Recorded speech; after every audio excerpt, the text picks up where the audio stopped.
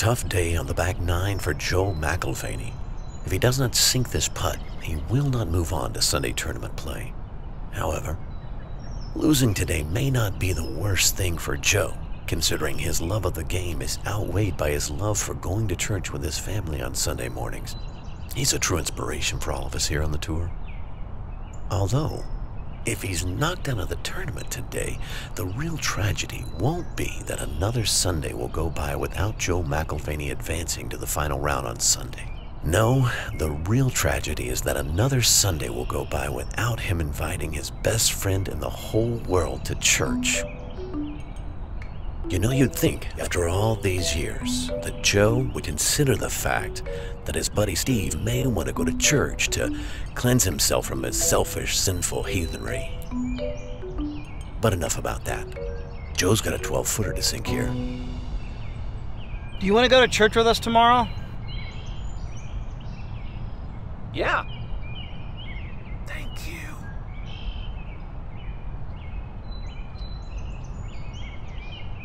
Joe seems a bit distracted today.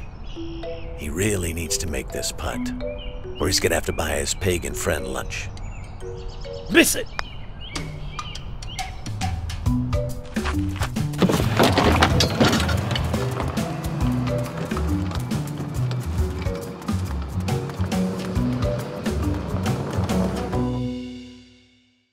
Don't put it off.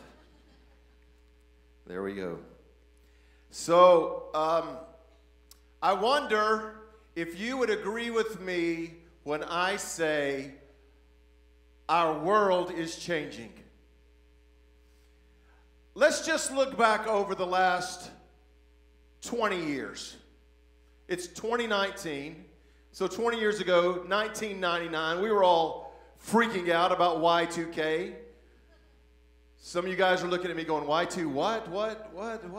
How many of you remember Y2K? Yeah. Some things have happened over the last 20 years. Do you know that in the last 20 years, the internet has changed everything?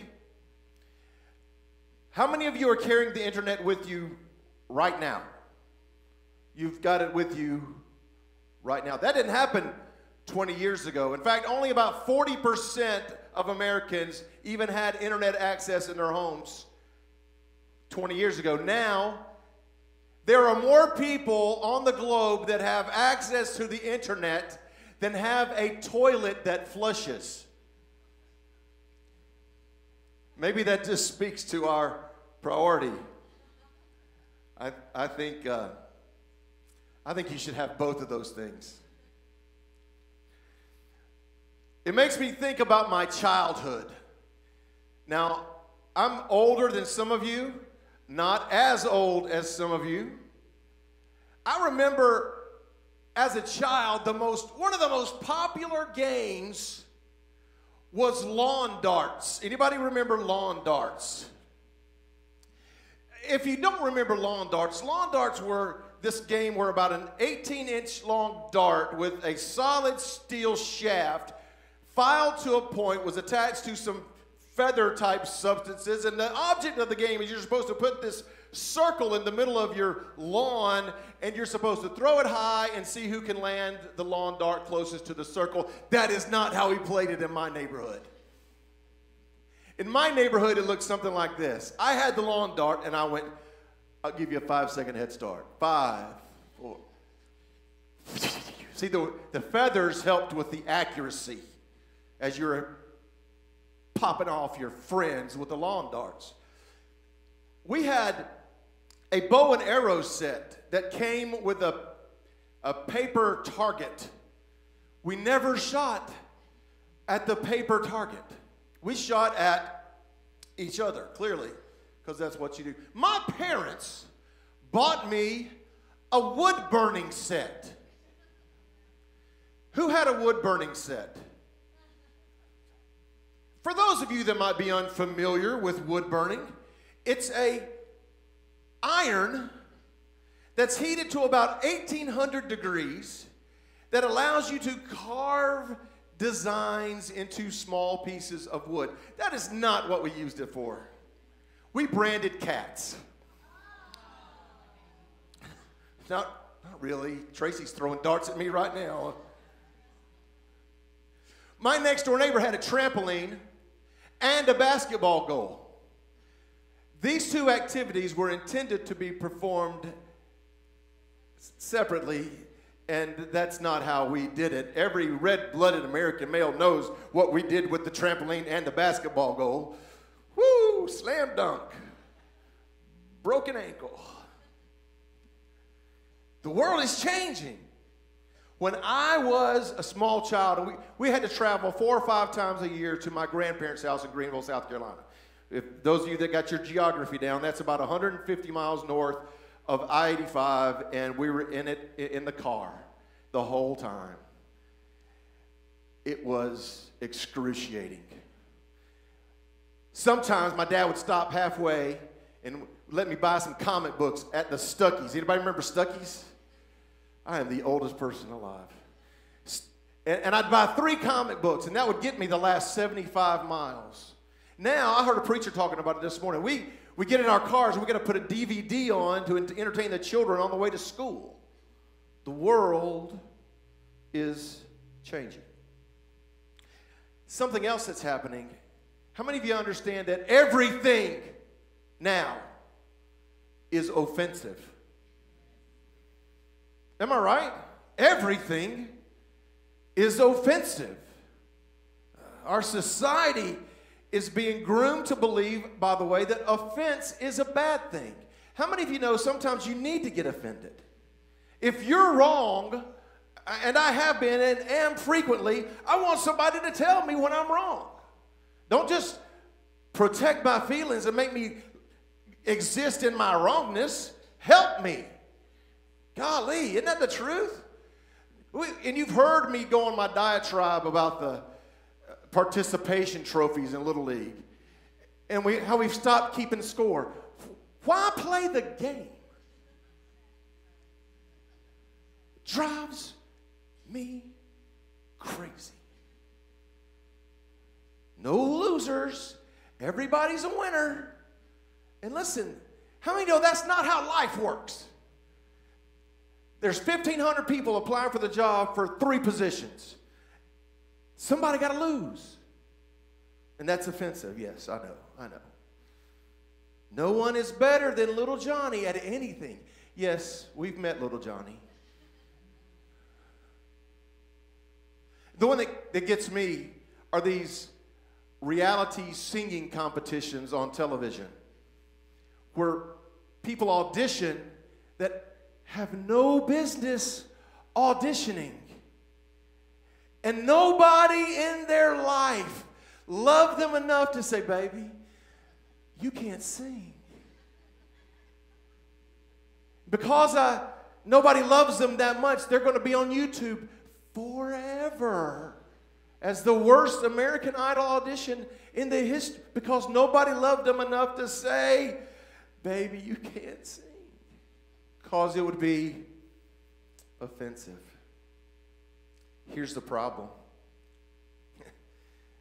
Is it possible that our growing fear of bringing offense to other people has caused the church to be silent about the most important issue of our day? I'm going to say yes. What issue are you talking about, Dwayne? You're talking about abortion. Well, listen, that's a big deal. And I believe that the church ought to stand against injustice. I'm going to tell you that's not the most important issue of our day. Well, you're obviously talking about homosexuality and gay marriage and all that stuff. And I'm going to say, no, we've been pretty vocal about that. And while God's idea of marriage should be protected and discussed, and it should be part of our conversation, that's not the most important issue of our day. Well, obviously, Dwayne, you're talking about the political process, and no. No, we've been very vocal about that because, as you know, you have to be a Republican to be saved. Or so you would think. See, I'm afraid that as a movement, as a church, as a people, we've become very good at talking about the sickness, but not so great at talking about the cure. See, I believe that even though it could be offensive, as men and women, teenagers, children, who have been transformed by the grace of God, we should be vocal. Why? I did a little rough math this morning. And here's what I came to the conclusion that every 2 seconds, say 2 seconds, someone across this globe steps out of this life into the next realm. So I combined that with some statistics about Christianity, and here's what I've come up with. And again, this is rough math, but I think I'm pretty close. That every 3 seconds, someone across this globe steps into a Christless eternity. 1, 2, 3. 1, 2, 3. Every 3 seconds, someone leaves this world apart and separated from God. 1, 2, 3. 1, 2, 3. Does that disturb you? It should. It should disturb you. It should disturb me. I wonder if we really believe what we say. Do we really believe that Jesus Christ is the way, the truth, and the life, and no one comes to the Father except through him? Do we really believe that? If we did, don't you think it would come up in conversation from time to time? 1, 2, 3. 1, 2, 3. In the time I've been talking, dozens of people have stepped off of this planet into eternity apart from Christ. That should disturb us.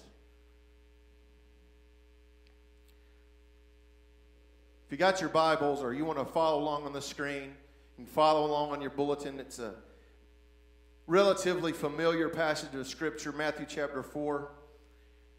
Jesus is starting his ministry and he's beginning to call his disciples. Matthew 4 verse 18 says, "One day as Jesus was walking along the shore of the Sea of Galilee, he saw two brothers, Simon also called Peter, and Andrew, throwing a net into the water, for they fished for a living."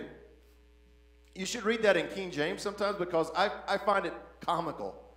Because it says, they threw nets in the water because they were fishermen. And I read that and I think, well, why else would they be throwing nets in the water? Because they fish for a living. Jesus called out to them, "Come, follow me, and I will show you how to fish for people." They left their nets at once and followed him. A little further up the shore, he saw two other brothers, James and John, sitting in a boat with their father Zebedee, repairing their nets, and he called them to come too. Lord, over the next few moments, I pray that you would show us the urgency of this message, the urgency that should dwell within the heart of everyone who knows Christ. The urgency to recognize that we are here for a purpose. Teach us that today in Jesus' name. First thing I want you to recognize from that passage is that evangelism to Jesus, evangelism was a priority. You notice he said, come follow me and I'll show you how to fish for people. He didn't say, hey, come follow me and I'll take care of all the stuff you're dealing with. Come follow me and I'll help you be a better person. All that stuff's important. He didn't say, come follow me and I'll help you stop cussing. I think Peter cussed. Listen, read the story a little further, and when they come to arrest Jesus, Peter cuts the dude's ear off with a sword. Listen, if you're going to cut somebody's ear off, you'll probably drop a cuss word here and there.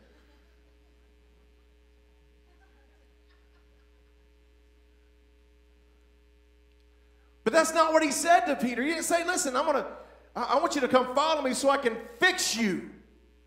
I want you to come follow me so I can take care of all your inconsistencies. He said, follow me and I'll help you fish for people. See, to Jesus, evangelism was a big deal. Isn't it the whole reason he came? That's me. Isn't that the whole reason he came? To save this broken, busted world. And here's what we've done, is we've captured that message and held it to ourselves. See, there's a reason. Listen, some of you, I know some of your stories, and God has radically transformed your lives. He's cleansed you from an addiction. He's gotten you out of bad situations, and He's remarkably transformed your life. And I need to tell you that He didn't do that so you can shut up about it. He wants you to lift your voice. He wants you to cry loud and spare not this radical message that Jesus took my place. I deserve death, but He died for me. God made Him who knew no sin to be sin on my behalf so I could be righteousness of God. That's a beautiful story, and we ought to be sharing it with urgency. If evangelism was a priority for Jesus, it ought to be a priority for us. I told them in the prayer room, sometimes when I talk about this, it's almost like a tithe sermon. Because you can tell when people shut you off when you start talking about evangelism, because it forces you to get out of your comfort zone. And I hope I'm doing that today. I hope before you leave that you're so upset with me, because we're going to stretch you today and get you out of this place where you think, well, that's somebody else's job, that's somebody else's priority. I got my own stuff to care about. You're looking at the world telling them to go to hell. And that's not what we're called here to do. It was a priority for Jesus. It ought to be a priority for us. I think the beautiful part of the story, and you can write this down if you want to, is that we ought to let Jesus use us where we're at. Don't you think it's interesting, the analogy that He used for becoming fishers of men was to fishermen? What if they were electricians? He just said, I'll teach you how to connect people to God. What if they were plumbers? I'll teach you how to help people flush the sin out of their life.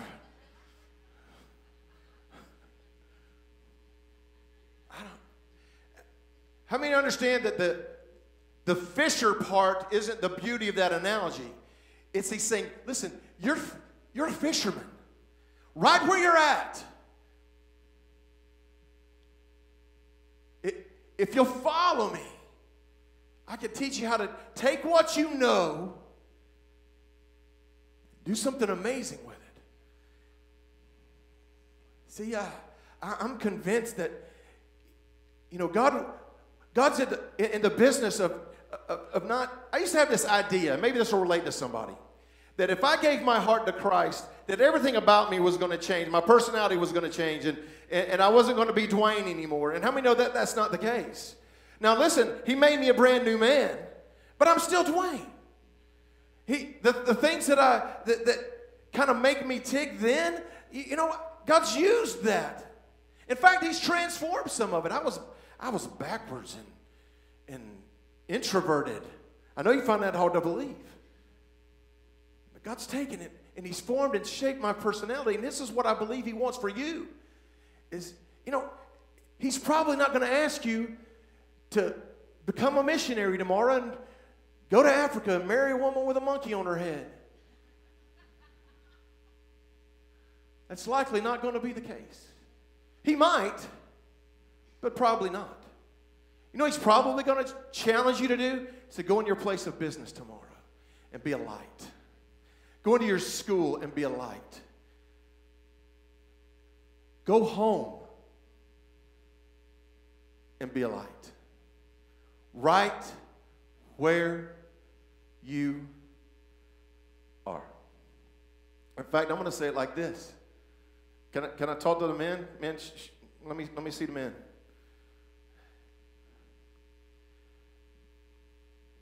I want you to evangelize the world. You know what I really want you to do? I want you to start at home.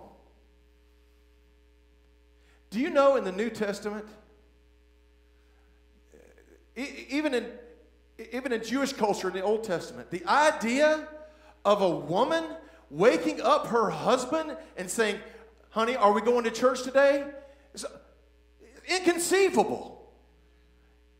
Do you know whose responsibility it was in the Bible to disciple and raise your children and disciple your wife? It wasn't the priest's job. It was your job. That was a shameless plug for this coming Thursday night, man.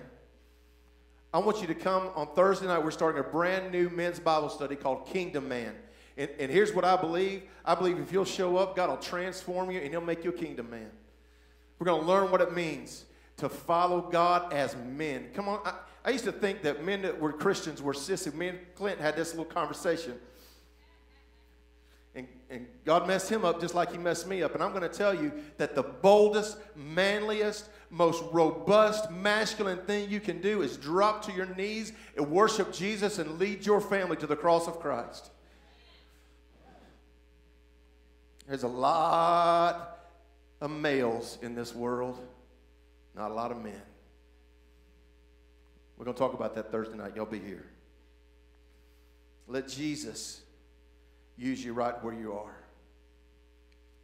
Next thing I want you to understand about that passage is that Jesus' call demands a response. Do you see what he said? The scripture says, and they left their nets at once and followed them. Left their nets at once and followed him. They left their nets at once. Do you sense urgency?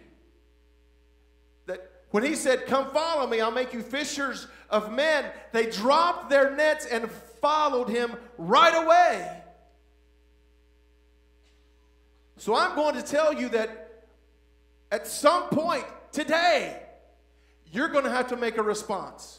Now listen, we're not going to talk about soul-winning strategies and witnessing gimmicks. I just want you to say this. Okay. I just want you to be willing to drop your nets and follow Jesus.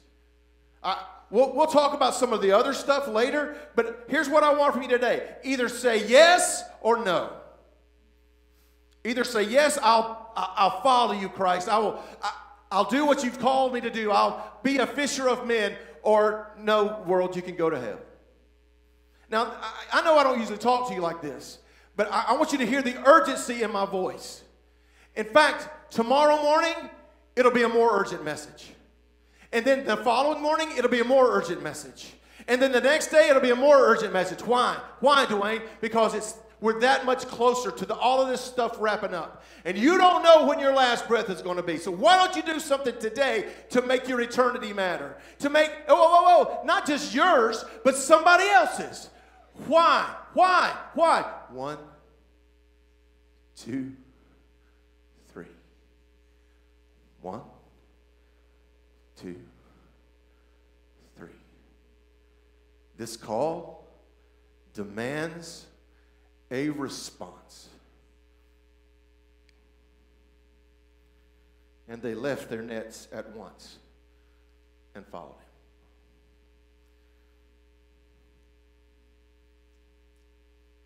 Write this down. There's a direct connection between following and fishing.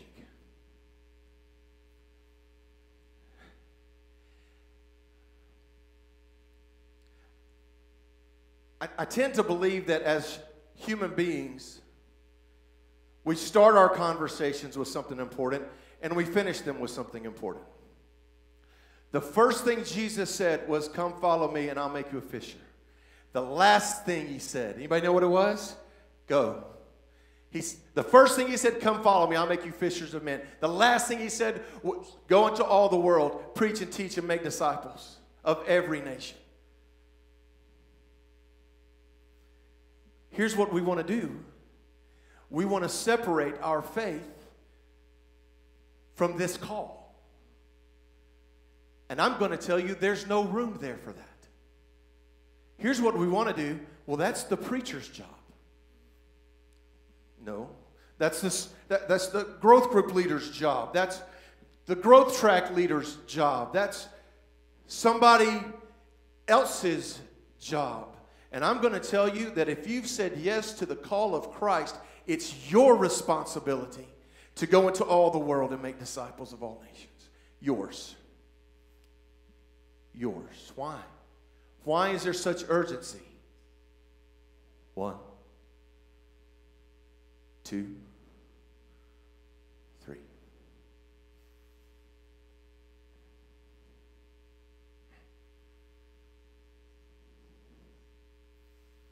So here's what I want to do before we receive communion in just a few moments. I'm going to give you 5 action steps. 1, 2, 3, 4, 5. Of what you can do today. The first thing, I want you to leave this building. Everyone in the building. I want you to leave this building having made evangelism a priority.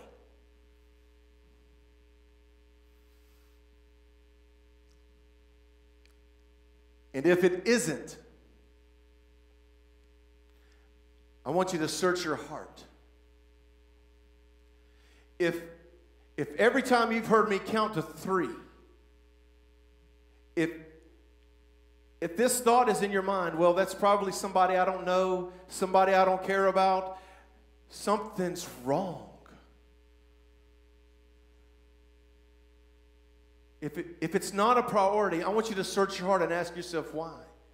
Why isn't it a big deal? Why don't I care that people around me are dying, separated from God? Why don't I care?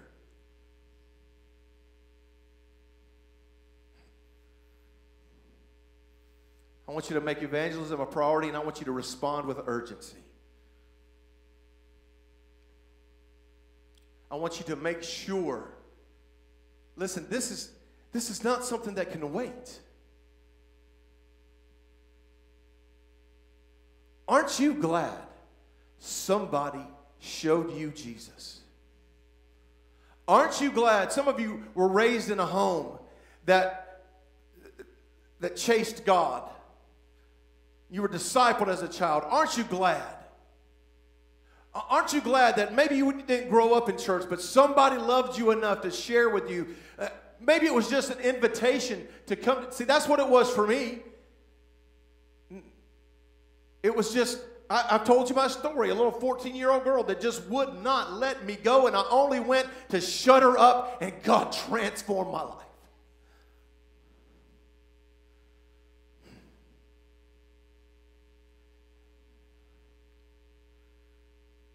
She was real worried about offending me, by the way. Not even a little. And listen, don't take, you guys know me. I'm not telling you to be snotty. I'm not telling you to be offensive intentionally just because you can. How many know there's enough of that? I'm not telling you to intentionally offend people. I would, no, that's not my heart. I saw an evangelist from my home church, And here's what he would do. And y'all, this is hilarious. He'd take a book of matches, knock on the door. And when the door was open, he'd strike a match. Do you know hell is 7 times hotter than that match? Come on. Stop.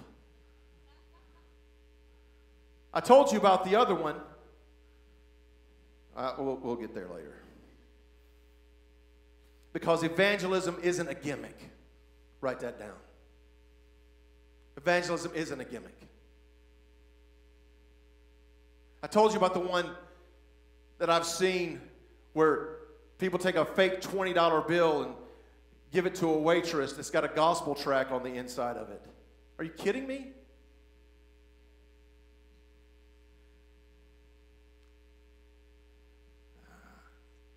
And I get it. There's all sorts of evangelism tools, and I'm not telling you not to use those. I'm just telling you, I don't know many of them that are very effective. Do you know it does work? It's when you love people enough, that you have such a love for God that it's transformed your life, and that love spills out to other people. And you walk like Jesus walked, and you talk like Jesus talked, and you love like Jesus loved.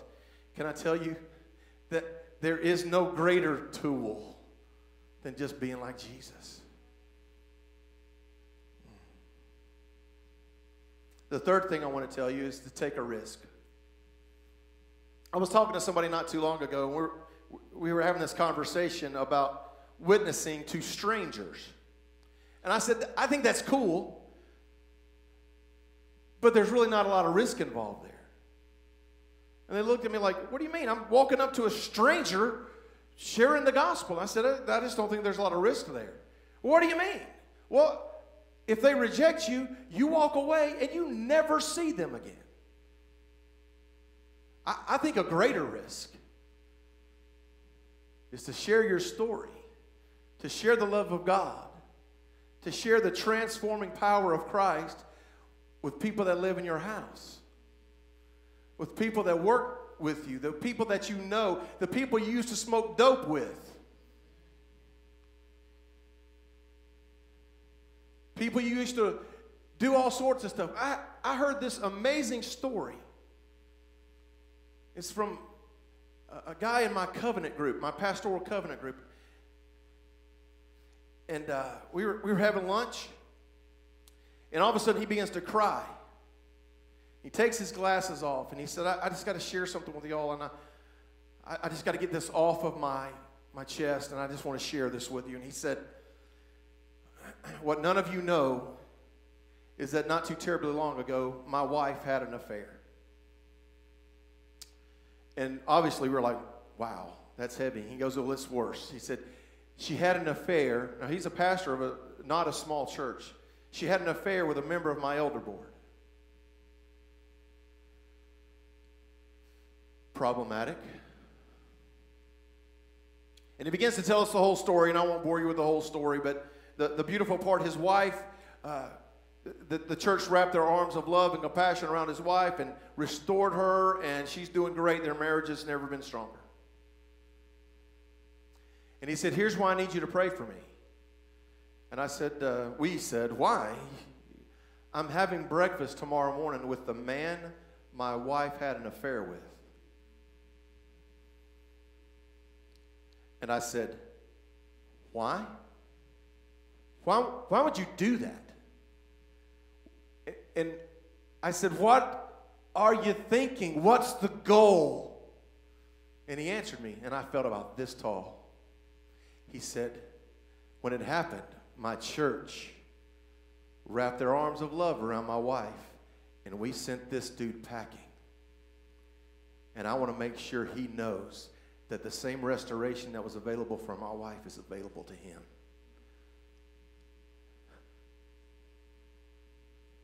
Take a risk. That's a pretty big one. Take a risk. Listen, I'm gonna challenge you with this. If you'll say yes, okay, God. See, here's what we worry about. Well, I don't really have any friends that aren't saved, and we're going to talk about that next week, by the way, because that's the largest excuse from Christian people as well. I don't have any unsafe friends. We're going to talk about that next week. You make sure you be here.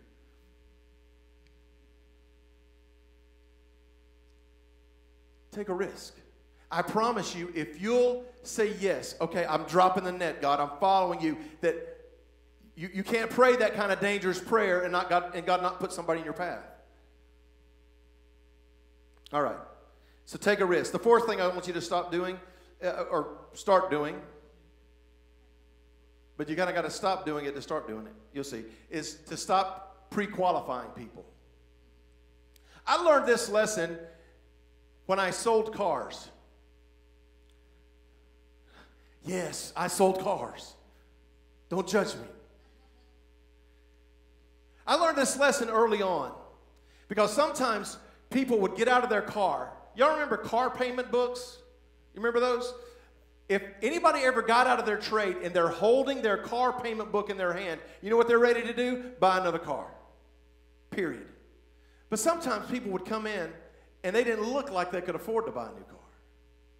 They didn't look like they had the money to buy a new car. They didn't look like they had the credit to buy a new car. They didn't look like they had the ability to buy a new car. It might be an old guy wearing old beat-up overalls, and he's got $10,000 in his watch pocket. And so here's what we learned: not to pre-qualify people.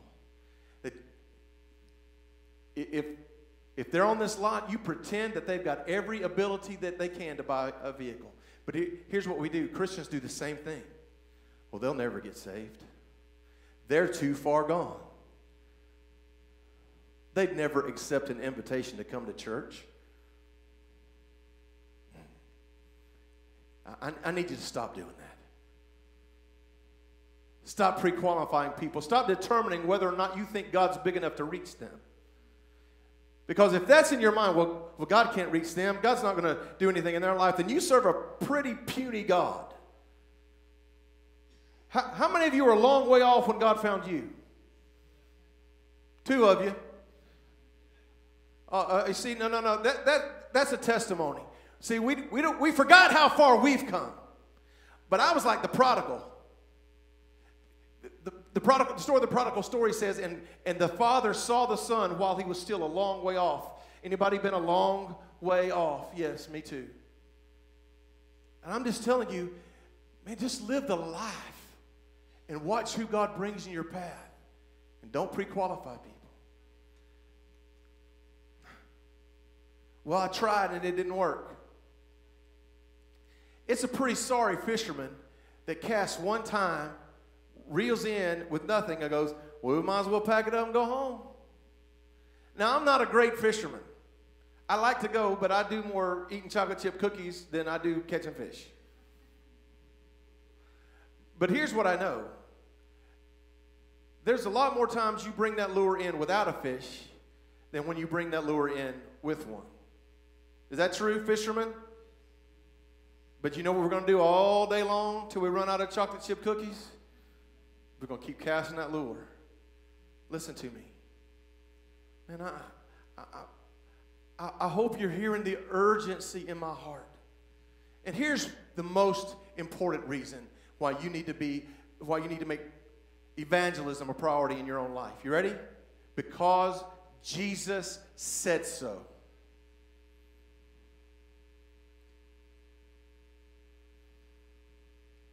Never try to detach your faith from your mandate to share it. Because, listen, this walk is not about you. You're going to heaven. This walk is about you trying to spread this message of redemption and rescue.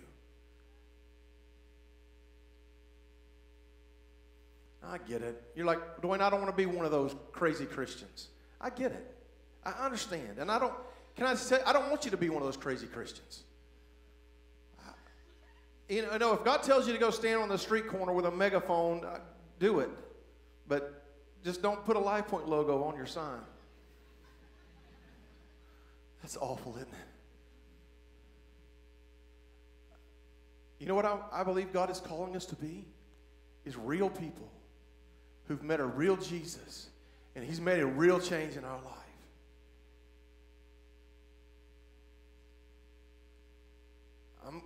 I'm coming to know that it's not hard to engage people in a spiritual conversation. People want to know. In fact, we are right in the middle of a season where people are more receptive to an invitation than at any other time of the year. One study I read said that 82% of people surveyed in America would say yes to an invitation from a friend to attend church on Easter Sunday. 8 out of 10. 8 out of 10. That's 4 out of 5 for, those of you that have had a rudimentary math class. So what if? Can we just dream for a minute? What if everybody in this room went to 5 people that they knew and said, would you come to church with me on Easter Sunday? And 4 of them said yes. Well, Dwayne or Bill wouldn't hold it. You let me worry about that. You bring them here, I'll find a place for them to put their fannies. I promise.